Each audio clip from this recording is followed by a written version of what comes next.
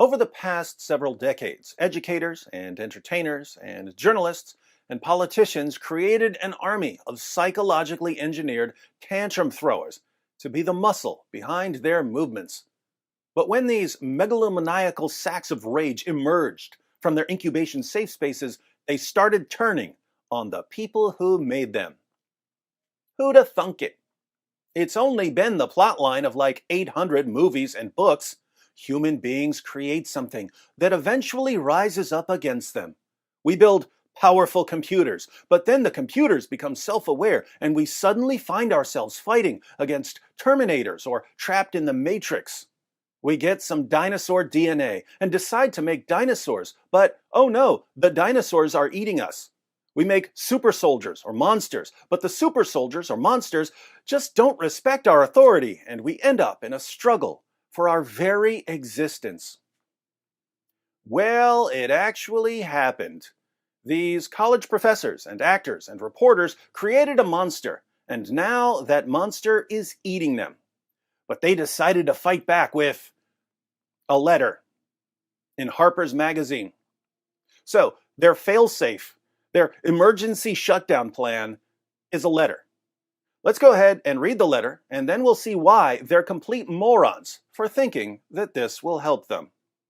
A letter on justice and open debate. Antifa loves justice, so this is sure to melt their hearts. Our cultural institutions are facing a moment of trial. Powerful protests for racial and social justice are leading to overdue demands for police reform, along with wider calls for greater equality and inclusion across our society, not least in higher education, journalism, philanthropy, and the arts. But this needed reckoning has also intensified a new set of moral attitudes and political commitments that tend to weaken our norms of open debate and toleration of differences in favor of ideological conformity. As we applaud the first development, we also raise our voices against the second. Uh-oh, they're raising their voices. The woke mob must be trembling in their balaclavas. I hope they don't drop their Molotov cocktails. The forces of illiberalism are gaining strength throughout the world and have a powerful ally in Donald Trump, who represents a real threat to democracy. But resistance must not be allowed to harden into its own brand of dogma or coercion, which right-wing demagogues are already exploiting. The democratic inclusion we want can be achieved only if we speak out against the intolerant climate that has set in on all sides. So far, so good. The woke mob doesn't like Donald Trump, so we'll tell them that riots and cancel culture are helping Donald Trump. That'll calm them down. The free exchange of information and ideas, the lifeblood of a liberal society, is daily becoming more constricted. While we have come to expect this on the radical right, censoriousness is also spreading more widely in our culture. An intolerance of opposing views, a vogue for public shaming and ostracism, and the tendency to dissolve complex policy issues in a blinding moral certainty. We uphold the value of robust and even caustic counterspeech from all quarters. But it is now all too common to hear calls for swift and severe retribution in response to perceived transgressions of speech and thought. More troubling still, institutional leaders, in a spirit of panicked damage control, are delivering hasty and disproportionate punishments instead of considered reforms. And here's where we find out that this entire letter is really about self-preservation. It's not that the authors and signers of the letter actually care about the free exchange of information, it's that they're also being canceled, and they don't like that very much. Editors are fired for running controversial pieces. Books are withdrawn for alleged inauthenticity. Journalists are barred from writing on certain topics. Professors are investigated for quoting works of literature in class. A researcher is fired for circulating a peer-reviewed academic study. And the heads of organizations are ousted for what are sometimes just clumsy mistakes.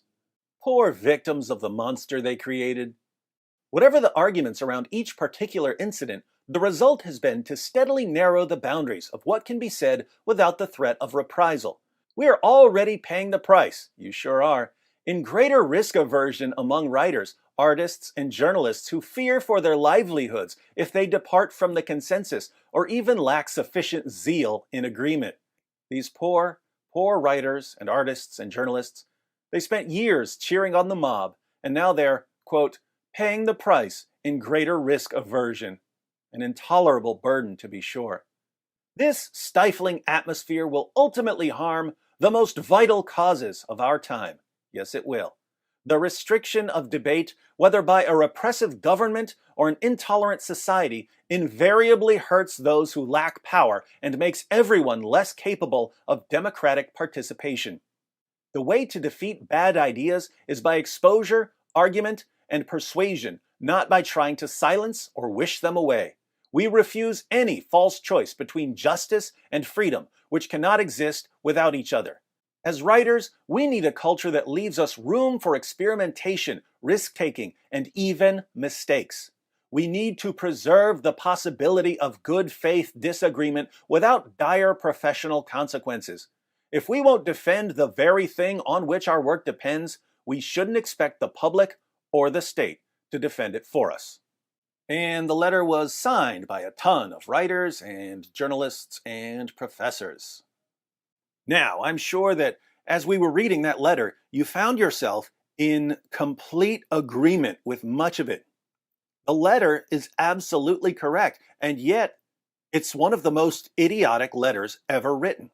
Why? Because these educators and writers and entertainers are trying to reason with people who've been trained and conditioned not to reason.